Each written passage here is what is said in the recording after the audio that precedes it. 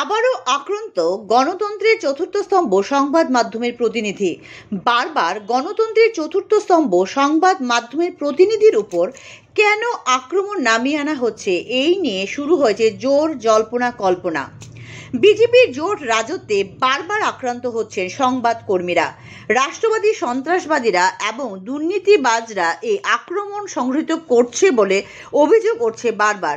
গত শনিবার বিকেলে আবারও দুষ্কৃতিকারীদের দ্বারা আক্রান্ত হতে হলো বিলিয়নিয়ার এক সাংবাদিক। দুষ্কৃতিকারীরা ভেঙে ফেললো মোবাইল, ছিনতাই করলো স্বর্ণের গলার হার।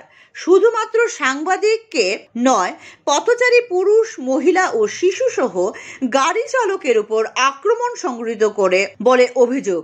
এই বিষয়ে পথচারীদের পক্ষ থেকে বিলোনিয়া মহিলা থানাতে লিখিত অভিযোগ দায়ের যেমন করা হয়েছে, তেমনি সাংবাদিকদের পক্ষ থেকে শান্তিরবাজার থানাতেও লিখিত অভিযোগ দায়ের করা হয়েছে গতকাল রাতে।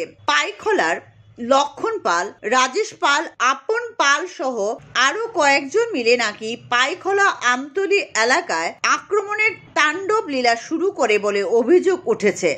এরা আবার শাসক দল বিজেপি দলের রামাবলী গায়ে জড়িয়ে প্রভাবশালী হয়ে উঠেছে এমনই গুঞ্জন রয়েছে। এছাড়াও এলাকাতে এদের তাণ্ডবের গুঞ্জন রয়েছে। স্থানীয় এলাকাবাসীরা অতিষ্ঠ হয়ে রয়েছে এই দুষ্কৃতিকারীদের কারণে, এমনই জানা যায় বিভিন্ন সূত্রে।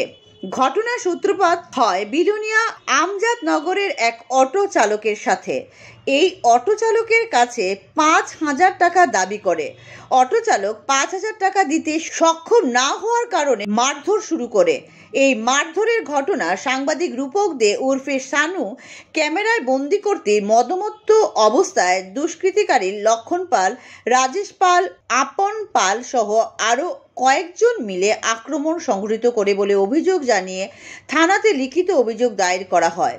উল্লেখ্য, লক্ষণ পাল, রাজেশ পাল, আপন পাল নেশাগ্রস্ত অবস্থায় বাইক চালাতে গিয়ে দুর্ঘটনার শিকার হয়। এই দুর্ঘটনার দায় অটো চালকের উপর চাপিয়ে টাকা দাবি করে বলে অভিযোগ। এখন দেখার বিষয়, পুলিশ কি পারবে বাহুবলী এই দুষ্কৃতিকারীদের আটক করতে, সেই দিকে তাকিয়ে সংবাদ মাধ্যম থেকে শুরু করে সচেতন নাগরিকরা।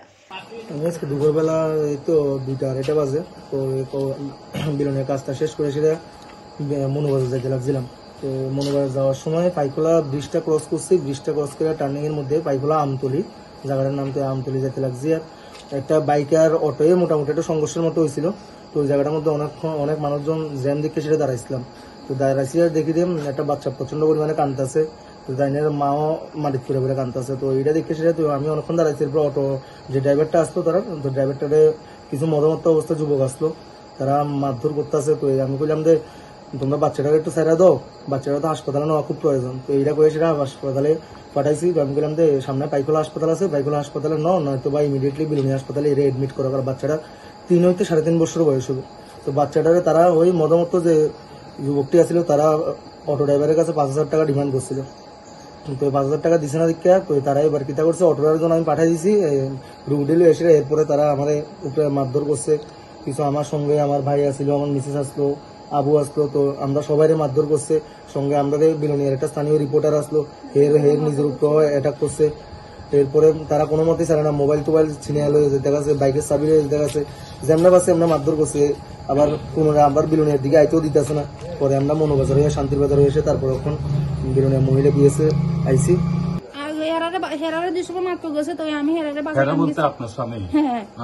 তো আমি বাঁচাতে গেছি পরে, তো আমার একজন নাম তো ঠিক আমি করতে পারতাছি না, এরা আমার থাপ্পড় মারছে। এরপরে আমার লগে আমার দেওরের মেয়েও আসলো, হাতে আসলো কোলে, মেয়েটা চিন্তা করতে লাগছিল। তো আমি দিছি না। তো এরপরে আমার যেটা মারতে গেছে আমার ছেলের গায়েও লাগছে। হ্যাঁ, আমারও থাপ্পড় মারছে, অনেক ধাক্কা ধুকেও খাইছি। ব্যুরো রিপোর্ট, আকাশ ত্রিপুরা।